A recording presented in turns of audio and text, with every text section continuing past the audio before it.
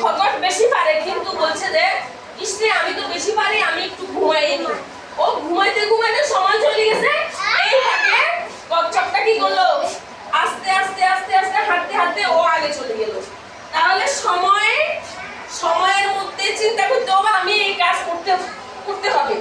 আর তোমরা যদি কাজে না আমি বেশি পারি, যেমন সাইবুদ্দিন একটু ওদের থেকে বেশি পারে, তাহলে সাইবুদ্দিন বলে যে না আমি তো একটু বেশি পারি, আমি একদিনে সব শেষ করে দেবো।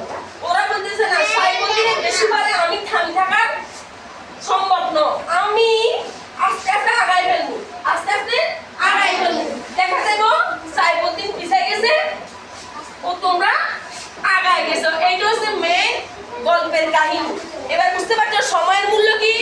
সময়ের মূল্য হচ্ছে থামি থাকা সম্ভব নয়, থামি থাকা সম্ভব নয়, মানে কাজ